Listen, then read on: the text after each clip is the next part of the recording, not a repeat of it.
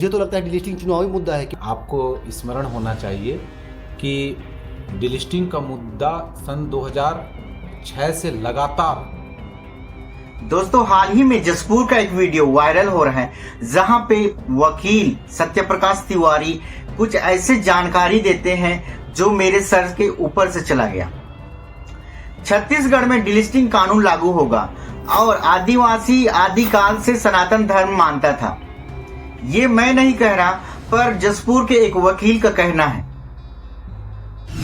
अगर सही जानकारी प्राप्त करना है तो वीडियो को अंत तक जरूर देखिएगा और इंफॉर्मेटिव लगे तो शेयर जरूर कीजिएगा। नमस्कार दोस्तों, बात आरंभ होती है आदिवासियों के डिलिस्टिंग की मांग से और डिलिस्टिंग कानून लाने की बात से। सवाल था, आदिवासी आदिकाल से कौन सा धर्म मानता है? जवाब में मिलता है कि आदिवासी आदिकाल से सनातन धर्म को मानता है, जो कि रॉन्ग आंसर है। आप सभी जानते हैं कि आदिवासी आदिकाल से सरना धर्म को ही मानता है। वनों की पूजा करने वाले आदिवासी को उन्होंने सनातन धर्मी माना। हिंदू में भी परिवर्तन हो गया आदिवासी लोग, ऐसा बात आता है। ये तो बहुत हास्यास्पद है। आप बताइए कि भारत का मूल तत्व क्या है?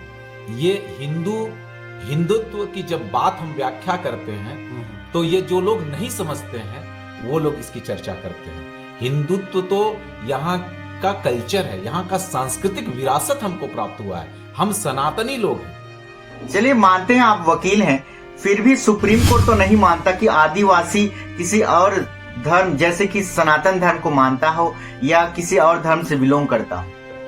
सुप्रीम कोर्ट का कहना है कि ये जो आदिवासी हैं ये सरना पूजा करते हैं और वनों की पूजा करते हैं और इनमें कुछ ऐसे प्राकृतिक चीजें हैं जिसका वे आदिकाल से पूजा करते हैं। हिस्ट्री तो ये भी बताती है कि आदिवासियों की कुछ प्रवृत्तियों को हिंदुओं ने अपना लिया। उन्होंने हिंदू धर्म को बताने के लिए उनकी इतिहास की एक लाइन पढ़ा कि वे सिंधु घाटी में रहते थे और उनकी सभ्यता उनकी कल्चर को ही हिंदू धर्म माना गया। यहाँ जो हिंदुत्व है वो कई प्रकार की संबंध में व्याख्या आपको मिल जाएगी कि सिंधु की सभ्यता से निकली हुई जो एक सामाजिक कल्चर है। और दूसरी लाइन में ही उन्होंने मिस्टेक किया कि यह हिंदुत्व आदिकाल से है।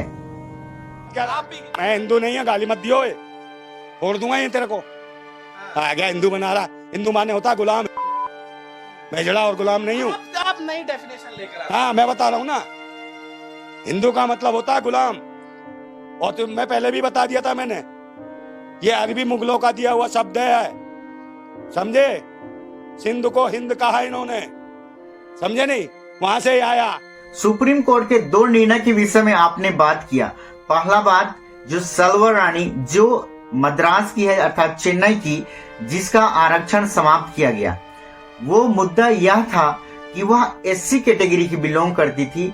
हालांकि वह आदिवासी ही है लेकिन अनुसूचित जाति की थी, नॉट एसटी। और ऐसा इसलिए हुआ कि एससी कैटेगरी के जितने लोग बिलोंग करते हैं वे उनके जो प्रावधान में यह लिखा गया है कि ये लोग हिंदू धर्म का पालन करते हैं और ये अन्य धर्म में जाते हैं तो उनकी आरक्षण समाप्त हो सकती है। और ऐसा ही निर्णय उन्होंने दिया कि उनकी आरक्षण समाप्त हो गई, जिसका मैं फुल डिटेल वीडियो बनाया था, आप लोग आई बटन में जाके देख लीजिएगा। सुप्रीम कोर्ट ने जो दूसरा निर्णय दिया था वह कोलकाता के एक व्यक्ति का था जो ओबीसी कैटेगरी का था लेकिन वह मुस्लिम धर्म मानता था। इस पर सुप्रीम कोर्ट ने यह टिप्पणी की थी कि आरक्षण धर्म के आधार पर नहीं दिया जा सकता। आदिवासी जो अनुसूचित जनजाति से बिलोंग करते हैं उनके लिए लॉ में ऐसा कोई प्रावधान नहीं है कि वे एक ही धर्म का पालन करें। वे किसी भी धर्म का पालन कर सकते हैं क्योंकि ये आदिवासी आदिकाल से सरना के पूजक हैं और सरना धर्म का पालन करते हैं। आदिवासियों की डिलिस्टिंग की बात किया जाए तो किस आधार पर इनका डिलिस्टिंग किया जाएगा? क्या इन्हें धर्म परिवर्तन के नाम से डिलिस्टिंग किया जाएगा या फिर अन्य वजह है? अगर धर्म के नाम से डिलिस्टिंग किया जाता है या धर्म परिवर्तन के नाम से डिलिस्टिंग किया जाता है तो ये आदिवासी तो मूल रूप से आदिकाल से ये सरना के पूजक थे या सरना पूजा करते थे और इनकी धर्म ना तो हिंदू है, ना सनातन धर्मी है, ना मुस्लिम है, ना ईसाई है। वे आदिकाल से प्रकृति के पूजक हैं। अब सोचिए डिलिस्टिंग होगा तो किसका होगा?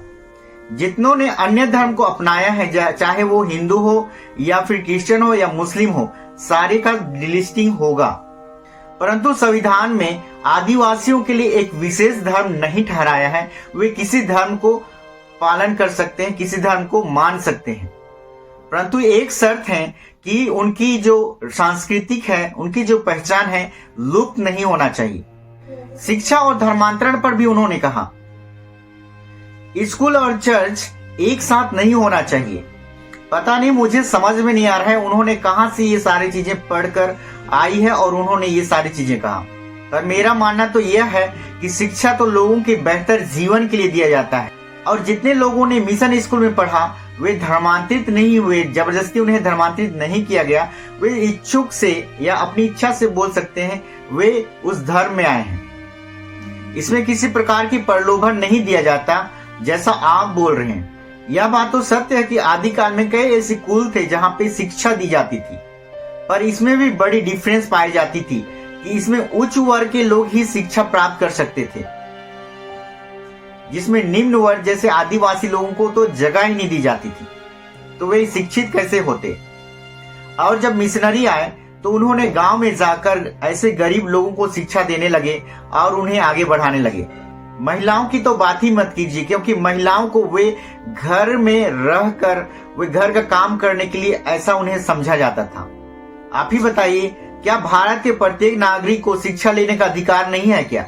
मानते हैं इन सारी चीजों से लोग धर्मांतरित तो हुए, लेकिन स्वेच्छा से हुए हैं, और इन सारी चीजों के आने के बाद में जो भारत की जो शिक्षा व्यवस्था थी उनमें सुधार जरूर हुई।